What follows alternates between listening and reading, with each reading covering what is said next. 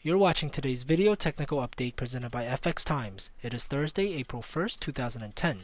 I'm Fan Yang, your technical analyst, and I'll go over some developments in the Forex market. The euro-dollar pair is continuing its second leg of retracement rally. The dollar-Japanese yen hit a 7-month high. The dollar-Canadian dollar pair is testing a support on its way down towards the parity level. And finally, the euro-pound pair continues to be weak and is testing an important zone near 0.8850. This video is being produced at about 3:45 p.m. Eastern Time ahead of the U.S. session close. Here's a look at the dollar-Canadian dollar pair. We saw a retracement last week, a pullback that failed to go above 1.03, and then this week the market continued to decline. The stochastic shows bearish continuation as well, or reflects bearish continuation as well. Next short intermediate term target is at this 0.9920 level, but we know that the 1.0 parity level may present some kind of psychological support, so monitor that area as well. But the outlook right now is to the 9920 area after the market failed to continue this retracement. You see in the 4-hour time frame yesterday, the market broke below our rising channel here. Then we had some pause at the 61.8% level here, just above it. But the market continued to decline, so this sort of two-swing retracement is invalidated. So right now we are either, we might be in the current leg towards parity level and then 0.9920. Before getting there, we see some oversold conditions, so anticipate some kind of retracement, or anticipate this support to hold at least for now until the non-farm payroll. The market looks like it's going to break it, but I wouldn't have that outlook right now as far as timing goes, because it is oversold, and I do anticipate some kind of bounce here, and we are ahead of a major news event, so best to wait for the break. The euro-dollar continues the rally we've seen starting at the end of last week, and this could be just a pullback. We see this is the second leg of the pullback, and if we project the first leg, we would go to 1.36, maybe 1.3650 to test this previous support area as resistance. So, and now we're in the second leg, and even this second leg is broken into two legs. You see one attempt and another attempt here, and if we project these two attempts, it coincides with where our original projection is. And this is also coincident to a declining channel resistance. So there's important bearish implications just ahead. So in the Asian European session, I wouldn't expect the pair to be very strong either way ahead of the non-farm payroll. There could be some topping action here all the way to the next US session, and maybe after the non-farm payroll, then the market will decide whether the dollar continues to be strong, which could mean continuation of this decline. And continuation of this decline, when you project our previous decline here, downswing here from this point, now looking at the daily, we would reach around 1.30, 1.31. So that's still our projection that as we've been stalking this pair for a while now. So basically, not much is expected in the Asian European session, but the market maybe it looks like it's getting ready for poor report, or because it's pairing the dollar's strength from last week. So it came back to 50%. Now it's almost 61.8% of this decline, and I would expect the market to rest around here until the non-farm payroll. And then if you have a decline, you may want to monitor this rising trend line, and if the market breaks below this rising trend line, that would confirm or at least signal the continuation decline.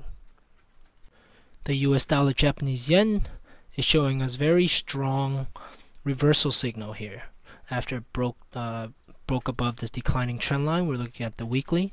You see this long-term declining trend line that started in 2007. I mean, okay, so the market broke above that.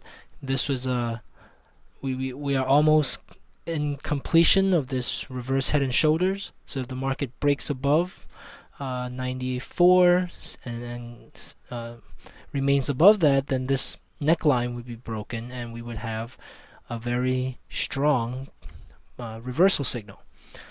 Now, as far as timing, now this has a target here in the long intermediate term of between 100 and 101. But in the shorter term, let's see what kind of resistance we might meet. So at the moment, we are already actually testing this neckline. It's expanded 150%, nearing 161.8% expansion of this first leg up. It's also testing this previous high here, about to break it. So I suspect some resistance going into the Asian and European session overnight here, Eastern time, and ahead of the non-farm payroll. So I think after the non-farm payroll, if the market is able to break above this neckline, then your intermediate targets are viable, or projections are viable. But you see here, you have some resistance even before your 100 projection. So here around 98 or even 97, there's some resistance here. So if the market breaks above 94 and gives you a throwback, we want to look for a throwback, because you see if the market breaks above, we're in a very overbought area. So anticipate some kind of throwback, and if this throwback is a weak decline, then another rally may reach the 97, 98 area, and if the market breaks above that, then we might be going to our, you see here, this is the previous high here, we might be going to the next high near 100, 101. Alright, so that's the intermediate outlook pending the break of this neckline and also a throwback. And we would it's probably best to wait until after the non-farm payroll, or watch the reaction during the non-farm payroll to get some more clues as to whether the market will be able to whether the market will be able to turn bullish. The market is giving us a bullish reversal signal, but hasn't confirmed it yet. So we're looking for some more confirmation for a rally towards these next two levels in the intermediate term. Alright. Finally, let's take a look at the Euro-Pound pair, as it has been weak all March. But we could see this kind of similar structure. You see a double top, kind of this is expanded retracement here, same thing. And we have a projection now to 0.8850, which the market tested today. We see that this 0.8850 is an important area. It has been support here, resistance here, and now tested as support, and is coincident with the 200 period day moving average here. Looking at the weekly, we do see a possible decline towards 0.8650, also coincident with rising support of this triangle. But as we see, as we look at closer action, it looks like we have a retracement pattern and a rally is in place. So I would, draw a trend line here and anticipate some kind of rally to top off at this trend line. Looking at the 4-hour time frame, we see this projection. We're just above that, and you see today we tested 0.8850 exactly, and there's some reversal candlestick combination. But the market continues to be weak. You see, instead of a divergence here, this is sort of a confirmation of bearish continuation. So there is some reversal signal. Market is oversold in the 4-hour time frame, so I anticipate some kind of short-term, near-term rally correction before further decline.